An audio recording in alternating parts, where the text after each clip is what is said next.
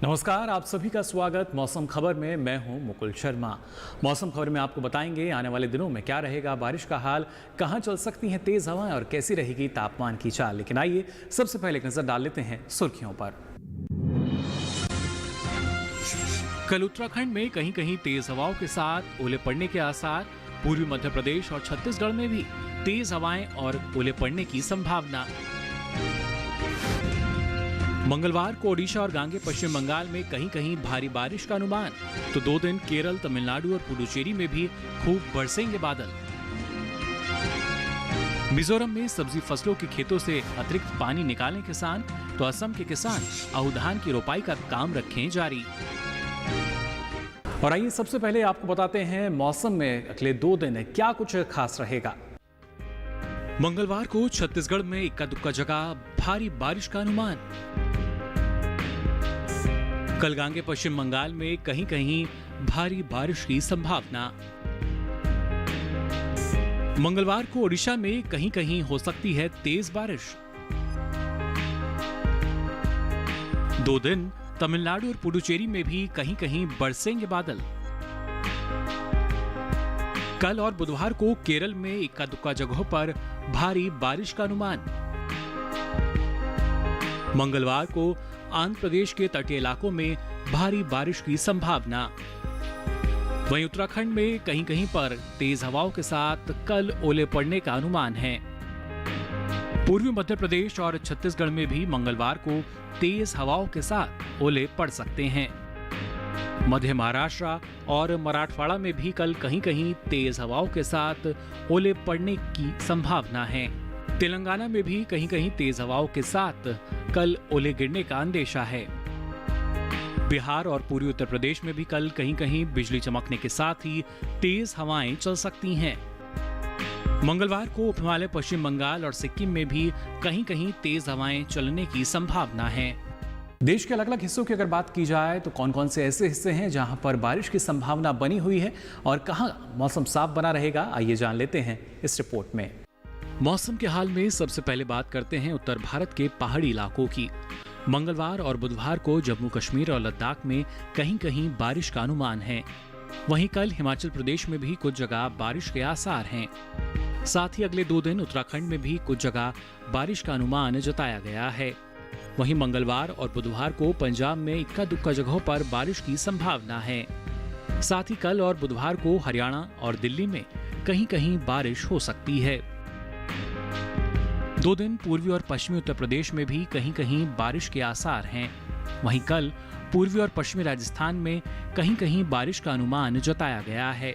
जबकि मंगलवार और बुधवार को पूर्वी भारत के गांगे पश्चिम बंगाल में कुछ जगह बारिश के आसार हैं। अगले 2 दिन उप हिमालय, पश्चिम बंगाल और सिक्किम में कुछ जगहों पर बारिश की संभावना है। कल और बुधवार को असम और मेघालय में कुछ जगह बारिश के आसार बने हुए हैं। वहीं 2 दिन अरुणाचल प्रदेश में कुछ जगहों पर बारिश की संभावना है। वहीं मंगलवार और बुधवार को नागालैंड, मणिपुर, मिजोरम और त्रिपुरा के कुछ हिस्सों में बारिश के आसार हैं। मध्य भारत की बात करें तो मंगलवार को पूर्वी और पश्चिमी मध्य प्रदेश में कहीं कहीं बारिश का अनुमान है। साथ ही छत्तीसगढ़ में भी कुछ स्थानों पर मंगलवार को बारिश के आसार हैं। मंगलवार और बुधवार को विदर्भ में भी कहीं कहीं बारिश हो सकती है। साथ ही अगले 2 दिन मध्य महाराष्ट्र और मराठवाड़ा में भी कहीं कहीं बारिश की संभावना है। कल और बुधवार को कोंकण, गोवा में भी इक्का दुक्का जगहों पर बारिश हो सकती है। दक्षिण भारत की बात करें तो मंगलवार को तटीयांध्र प्रदेश में कुछ जगह बारिश का अनुमान है। साथ ही मंगलवार और बुधवार तमिलनाडु और पुडुचेरी में कुछ जगहों पर बारिश की संभावना है। 2 दिन कर्नाटक के तटीय इलाकों में भी कहीं कहीं बारिश हो सकती है। साथ ही कल और बुधवार को उत्तरी और दक्षिण कर्नाटक के भीतरी हिस्सों में भी बारिश की संभावना बनी हुई है। वहीं मंगलवार और बुधवार को केरल में कुछ जगह बारिश का अनुमान है। साथ ही कल और बुधवार को अंडमान और निकोबार द्वीप समूह में कुछ जगह बारिश हो सकती है। अब बात करें मौसम की तो काफ़ी सारे नए बदलाव देखने को मिल रहे हैं। शुरुआत करते हैं जो हमारा कहते हैं एक जो अरब सागर से और बंगाल की खाड़ी दोनों से जो नमी आ रही है उसके चलते पूर्वी भारत में और उत्तर पूर्वी इलाकों में अच्छी खासी वर्षा होगी आज और अगले 1-2 दिनों तक। उसके अलावा एक जो है ट्रफ बनी हुई है दक्षिण भारत पे, उसके चलते दक्षिण भारत में उसका बारिश का देखने का असर मिलेगा। एक पश्चिमी विक्षोभ भी है और उसके साथ साथ एक सर्कुलेशन भी बना हुआ था अभी हाल ही में दक्षिण पूर्वी यूपी के ऊपर, उसके चलते भी जो है हमारे पहाड़ी इलाकों में खासकर और इक्का दुक्का जगहों में मैदानी क्षेत्रों में उत्तर पश्चिम भारत में वहाँ भी वर्षा मिल सकती है।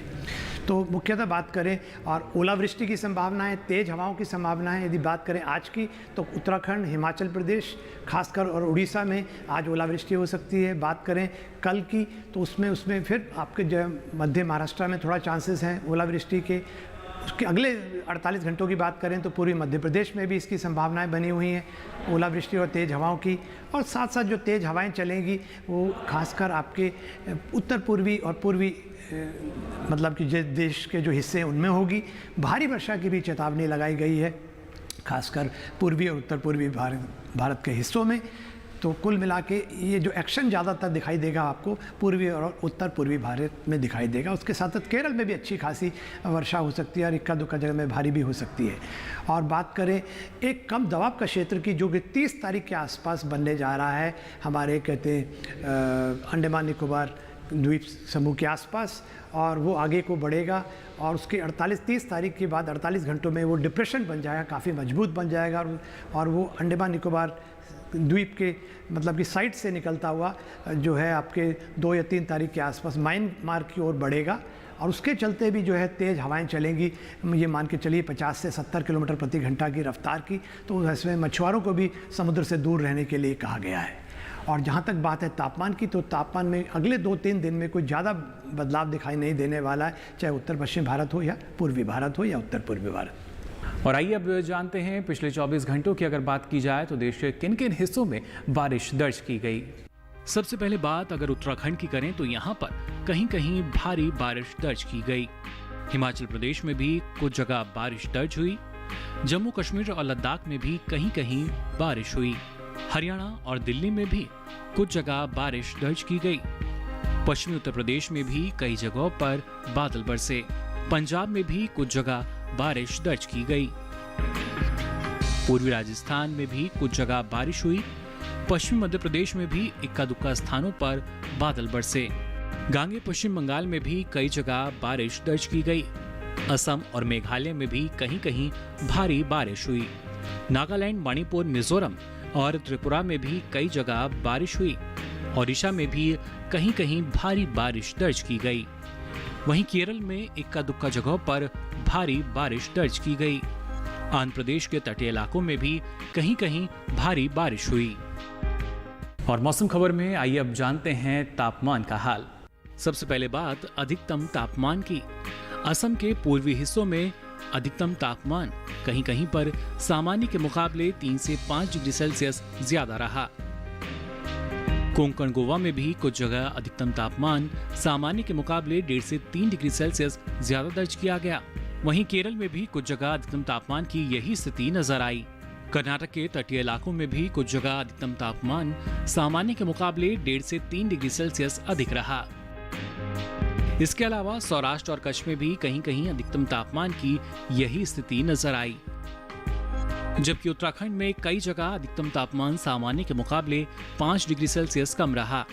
साथ ही पंजाब, हरियाणा और दिल्ली समेत उत्तर प्रदेश में कई जगह अधिकतम तापमान सामान्य के मुकाबले 5 डिग्री सेल्सियस कम दर्ज किया गया। देश के मैदानी इलाकों में सबसे अधिक तापमान विदर्भ के वाशिम में रहा।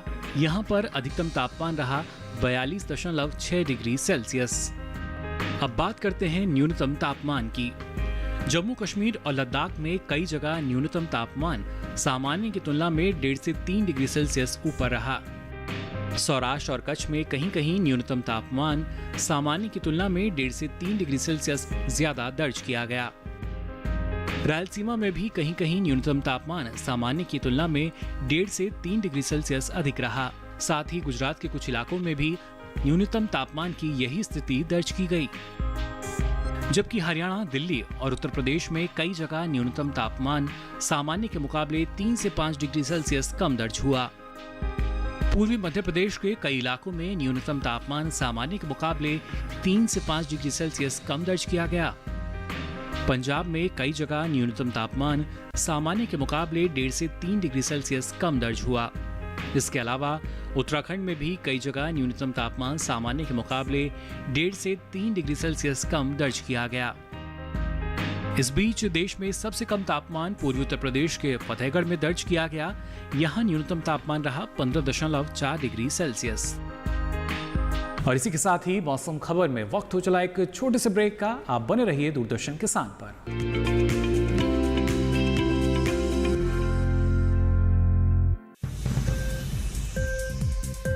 उपज के भाव ताव,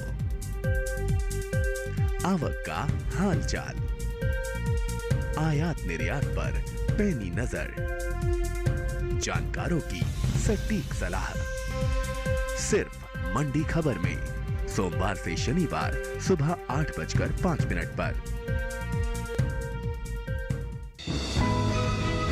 ये कामयाबी है अन्नदाता की, ये कहानी है खेत और खलिहानों की। कैसे करें अपने पशुओं की देखभाल, जानिए गांव-गांव के किसानों का हाल। देखिए गांव किसान सोमवार से शुक्रवार दोपहर 12:05 पर।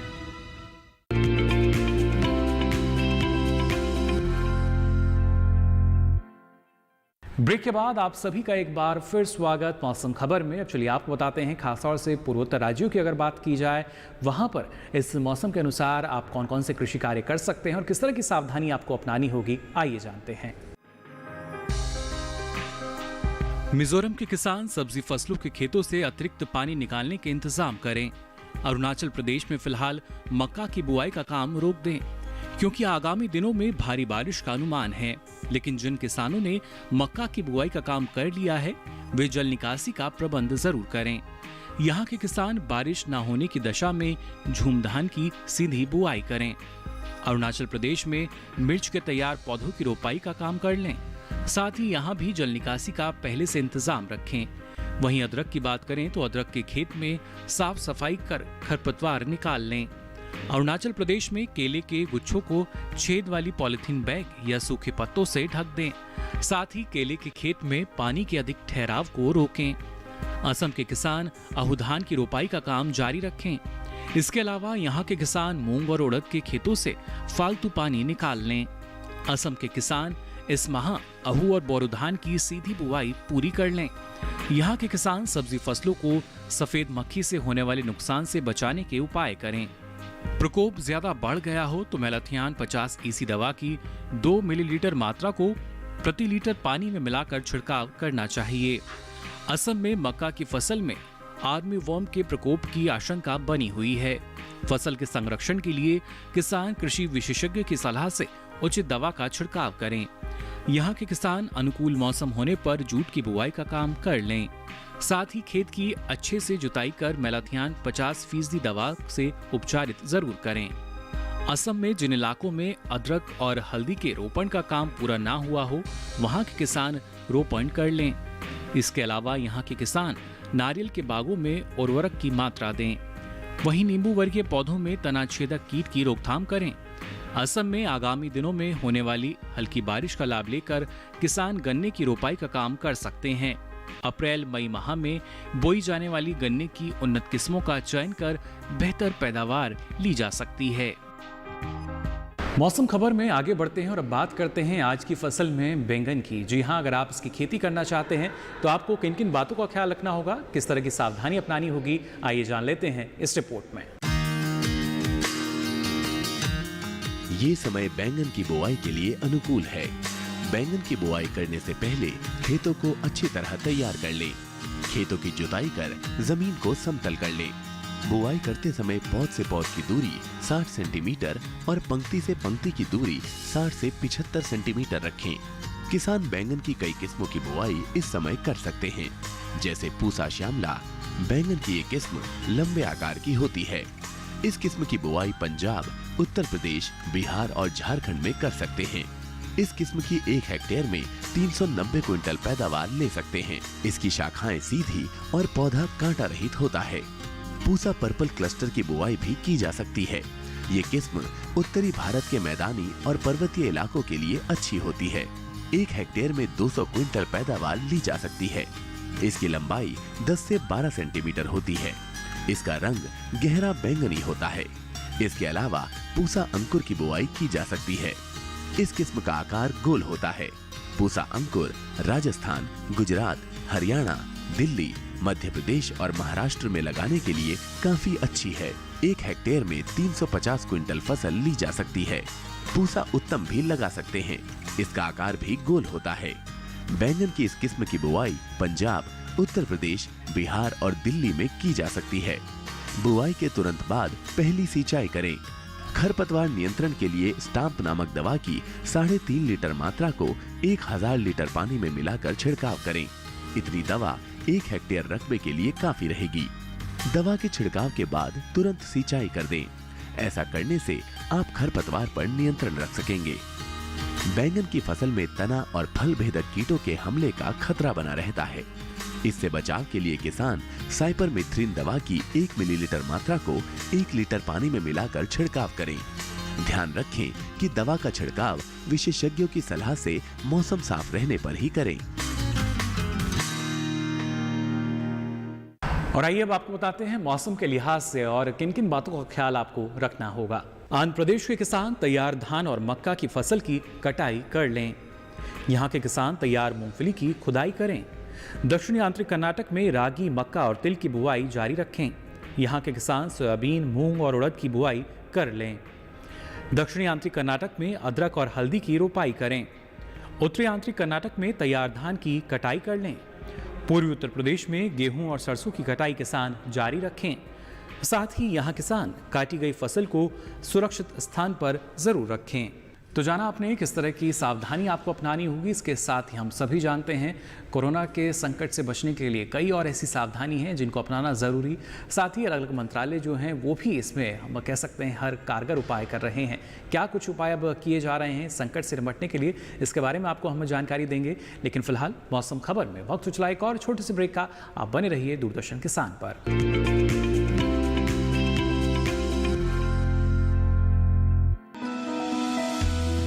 जानकारी जो किसानों के लिए हो लाभकारी, समस्याओं पर पड़ेगा समाधान भारी, कृषि की हर बात का ख्याल, कब कैसे की जाए बेहतर देखभाल, जानिए विशेषज्ञों के साथ। देखिए खेत खलिहान सोमवार से शुक्रवार सुबह 7 बजे डीडी किसान पर।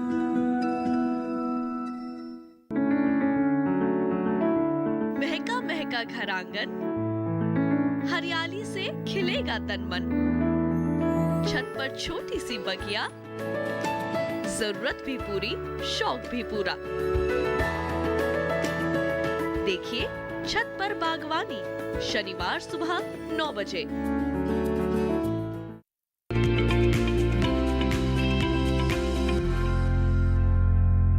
ब्रेक के बाद आप सभी का एक बार फिर स्वागत मौसम खबर में। अब चलिए आपको बताते हैं मौसम के लिहाज से आपको और किन किन बातों का ख्याल रखना होगा। पूर्वी उत्तर प्रदेश में मूंग की बुवाई किसान जारी रखें। यहाँ के किसान 3 दिन के अंतराल में भिंडी की तुड़ाई करें। पश्चिमी उत्तर प्रदेश में गेहूं और चने की फसल की कटाई करें। यहाँ के किसान फसल को थ्रेशिंग कर सुरक्षित स्थान पर रखें। पश्चिमी उत्तर प्रदेश में बेल वाली सब्जियों और भिंडी की बुआई करें। साथ ही यहाँ के किसान ग्रीष्मकालीन मूली की बुआई कर सकते हैं। तो जाना आपने क्या कुछ खास आपको ऐसे समय में करना होगा जो कृषि सलाह है आपके लिए। और ख़ासतौर से अगर बात की जाए कोरोना के संकट को देखते हुए, जैसा हमने आपको बताया अलग अलग मंत्रालय जो हैं वो पुरजोर कोशिश कर रहे हैं कि ऐसे में हर स्तर पर जो ना सिर्फ जो लोग हैं उन तक सुविधाएं पहुंचाई जा सकें। इसी कड़ी में अगर हम बात करें मंत्रालयों की क्या कुछ कारगर उपाय किए जा रहे हैं, आइए इसके लिए नजर डाल लेते हैं इस खास रिपोर्ट पर। कोरोना कोविड-19 संक्रमण दिशा निर्देश। किसानों को कोरोना बीमारी के फैलाव को रोकने के लिए कृषि कार्यों के दौरान सावधानियां और सुरक्षा उपाय। हाथों को साबुन से एक नियमित अंतराल पर धोते रहें। एक दूसरे से 3 से 4 मीटर दूरी बनाए रखें। चेहरे पर मास्क अवश्य पहनना चाहिए। हाथों को चेहरे पर ना लगाएं। कृषि कार्यों के दौरान प्रत्येक कदम पर सामाजिक दूरी और सुरक्षा उपायों को अपनाना चाहिए। कृषि कार्य समय अंतराल पर करें। एक ही दिन में बहुत लोगों को काम पर ना लगाएं। परिचित व्यक्तियों को ही कार्य में लगाएं ताकि कृषि कार्यों के दौरान विषाणु वाहक के प्रवेश से बचा जा सके। कटाई तथा अन्य कृषि कार्यों में लगे व्यक्तियों को मास्क का उपयोग करना चाहिए। समुचित अंतराल पर साबुन से हाथ धोना चाहिए। फसलों की कटाई तथा भंडारण करते समय जूते, दस्ताने व मास्क का उपयोग करें। फसल कटाई में पहले दिन पहने कपड़ों को अच्छी तरह धोकर तथा सुखाकर ही पुनः उपयोग में लें। कटाई में उपयोग किए गए उपकरणों तथा मशीनों को अच्छे प्रकार से साफ करें। उपकरणों तथा मशीनों को बार बार ना छुएं। छूने के बाद साबुन से हाथ अवश्य धो लें। खेत में फसल काटते समय एक व्यक्ति से दूसरे के बीच कम से कम 3 से 4 मीटर की दूरी रखें। सभी के लिए पानी तथा खाने के बर्तन अलग अलग रखें। प्रयोग करने के बाद साबुन से अच्छी तरह साफ कर लें। अनाज को भंडारण में रखने से पहले भंडार घर की सफाई करें। अनाज को सुखा लें। दानों में नमी 12% से ज्यादा नहीं होनी चाहिए। भंडार घर को अच्छे से साफ कर लें। छत या दीवारों पर यदि दरारें हैं तो इन्हें भरकर ठीक कर लें। बोरियों को 5% नीम तेल के घोल से उपचारित करें। बोरियों को धूप में सुखाकर रखें जिससे कीटों के अंडे तथा लार्वा तथा अन्य बीमारियां आदि नष्ट हो जाएं। कटाई के उपरांत घर लौटते समय अलग अलग वाहनों या साइकिल का प्रयोग करें। भीड़ वाली जगह तथा कोरोना संक्रमित जगह पर ना जाएं। यदि किसी व्यक्ति को खांसी, जुकाम, बुखार, सिर दर्द, बदन दर्द आदि के लक्षण हो तो उसे कटाई तथा अन्य कृषि कार्यों से दूर रखें और तुरंत नजदीकी स्वास्थ्य कर्मी को सूचित करें। सब्जियों जैसे टमाटर, बैंगन, लौकी तथा अन्य सब्जियों को तोड़ने से पहले हाथों में दस्ताने तथा मास्क अवश्य पहन लें तथा इन्हें बाजार में बेचने के समय सामाजिक दूरी का ध्यान जरूर रखें। इम्यूनिटी बढ़ाने के लिए आयुष मंत्रालय के तरीके अपनाएं जो रोग प्रतिरोधक क्षमता बढ़ाने में उपयोगी होते हैं। पीने के लिए गर्म पानी का ही उपयोग करें। योगासन, प्राणायाम और ध्यान हर दिन कम से कम 30 मिनट तक जरूर करें। हल्दी, जीरा, धनिया, लहसुन का उपयोग खाने में अवश्य करें। आधा चम्मच हल्दी को 150 मिलीलीटर दूध में मिलाकर दिन में 1 से 2 बार पिएं। ध्यान रखें, खाना खाने के तुरंत बाद या तुरंत पहले दूध ना पिएं। हर्बल चाय या काढ़ा पिएं। इसके लिए तुलसी, दालचीनी, काली मिर्च, अदरक और मुनक्का एक साथ पानी में उबाल लें और छानकर इस पानी का सेवन करें। स्वाद के लिए गुड़ या नींबू का रस मिला सकते हैं। इसे आप दिन में 1 से 2 बार पी सकते हैं। आरोग्य सेतु ऐप को फोन पर डाउनलोड करें। भारत सरकार का ये ऐप आसपास मौजूद कोरोना संक्रमित लोगों के बारे में पता लगाने में मदद करेगा। और मौसम खबर में चलते चलते आइए नजर डाल लेते हैं एक बार फिर मौसम की खास खबरों पर। मंगलवार को छत्तीसगढ़ में इक्का दुक्का जगह भारी बारिश का अनुमान। कल गांगे पश्चिम बंगाल में कहीं कहीं भारी बारिश की संभावना। मंगलवार को ओडिशा में कहीं कहीं हो सकती है तेज बारिश। 2 दिन तमिलनाडु और पुडुचेरी में भी कहीं कहीं बरसेंगे बादल।